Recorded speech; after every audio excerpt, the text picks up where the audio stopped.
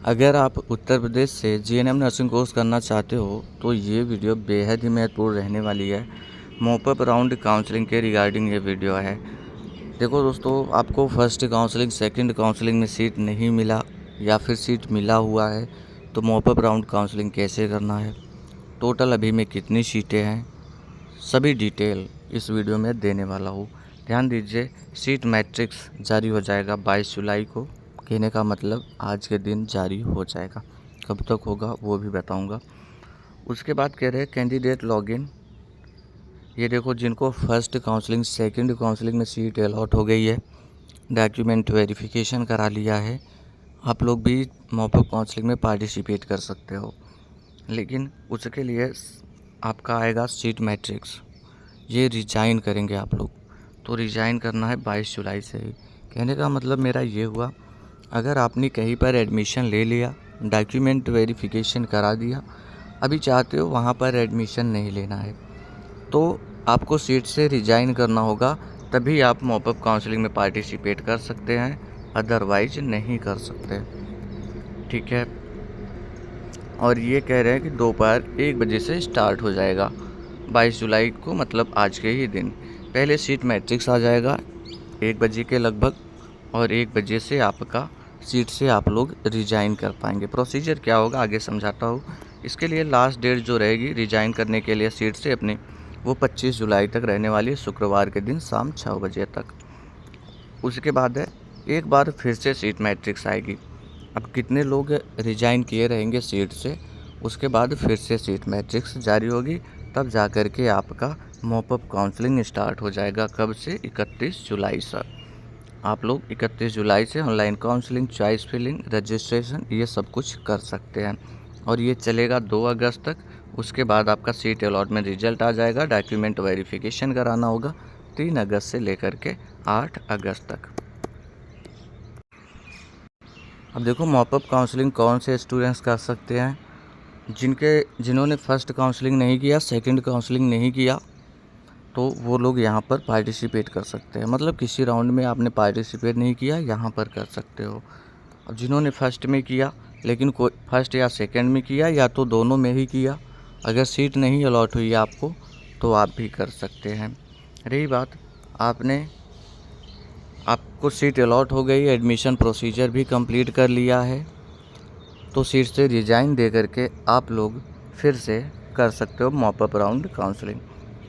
ध्यान देंगे, security fees जब्त हो जाएगी जो स्टूडेंट्स अपना रिजाइन देंगे सीट से। जैसे आपको कहीं पर कॉलेज मिला हुआ है, मान लिया चलो आपको प्रयागराज में स्वरूप रानी मेडिकल कॉलेज है, वहाँ पर कॉलेज मिला हुआ था। यहाँ पर मोतीलाल नेहरू में एडमिशन नहीं होता, स्वरूप रानी में होता है। फिर आप चाहते हैं अब आपको एडमिशन KGMU में मिल जाए, लखनऊ में मिल जाए, बलरामपुर लखनऊ है दोस्तों, तो आप चाहते वहाँ पर मिल जाए, तो पहले आपको यहाँ से रिज़ाइन देना होगा प्रयागराज से। यह ऑफिशियल वेबसाइट से हो जाएगा, वहाँ जाने की ज़रूरत नहीं पड़ेगी, आप रिज़ाइन करेंगे। और ध्यान दें, आपको सीट मिलता है मॉपअप में या नहीं मिलता है, ये जिम्मेदारी नहीं होगी, और आप फिर से आकर के प्रयागराज में एडमिशन नहीं ले सकते। बात समझ रहे? एक बार रिजाइन कर दिया तो जो सीट आपको अलॉट हुई थी उस पर कोई दावा आपका मान्य नहीं होगा। आपको नया सीट मिल गया तो वहाँ एडमिशन कराना होगा, नहीं मिला तो आपका एडमिशन कैंसिल हो जाएगा। बात समझ में आ गई? और सिक्योरिटी फीस जब्त कर लिया जाएगा, 1000 रुपये जो लगा हुआ था। तो हमारे वे कैंडिडेट, अब देखो किन को नहीं मिलेगा, कौन नहीं पार्टिसिपेट कर सकते। जिन्होंने रिजाइन नहीं किया हुआ वो लोग पार्टिसिपेट नहीं कर सकते। बाकी जिनके भी रिजल्ट में क्वालिफाइड फॉर काउंसलिंग आया हुआ है, वो सभी स्टूडेंट्स मॉपअप काउंसलिंग कर सकते हैं। जिनके में नहीं आया क्वालिफाइड फॉर काउंसलिंग, वो स्टूडेंट्स पार्टिसिपेट नहीं कर सकते। अभी में टोटल कितनी सीट होगी ये देखिए। अभी सीट मैट्रिक्स तो इन्होंने खुद बता रखा है कि हम रिलीज करेंगे आज, ऐसा इन्होंने प्रॉस्पेक्टस में ही बता रखा है कि हम सीट मैट्रिक्स रिलीज करेंगे। लेकिन आपको आइडिया दे दूं सबसे पहले, अगर आपके माइंड में ये है कि क्या गवर्नमेंट कॉलेज की सीटें अभी भी बची हुई है, तो जी हाँ दोस्तों, सीटें अभी भी बची हुई है। लेकिन वो सीटें जो बची थी वो PH की बची है, FF की बची है, EX सर्विसमैन की बची है, EX आर्मी जिसको कहते हो, और जिन्होंने NCC कर रखा है उनके लिए सीटें बची हुई है। बाकी कैटेगरी वालों के लिए बहुत ही लिमिटेड सीटें देखने को मिलेंगी। आप देखेंगे मुश्किल से 15 से 20 सीट बची हुई है अभी में कैटेगरी वालों के लिए, बाकी सभी सीटें इन लोगों के लिए बची हुई है। टोटल आप देखेंगे 30-40 सीट, 45 सीट, इतनी सीटें अभी भी खाली होंगी, इससे ज़्यादा सीट नहीं खाली होगी।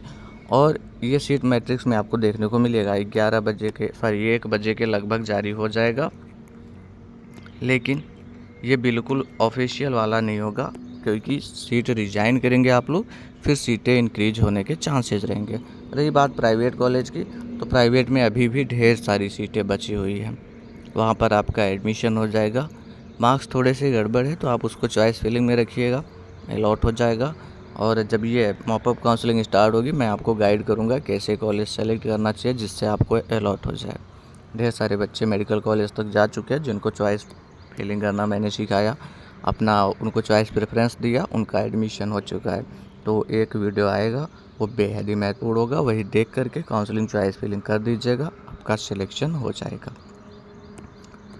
इस वीडियो में इतना ही, अपने तरीके से समझाने की कोशिश की। बाकी टेलीग्राम ज्वाइन करके रखें, जैसे ही डिज़ाइन वाला प्रोसीजर स्टार्ट कर लिया जाएगा मैं आपको वहाँ पर इन्फॉर्म कर सकता हूँ या वीडियो के ज़रिए इन्फॉर्म कर सकता हूँ।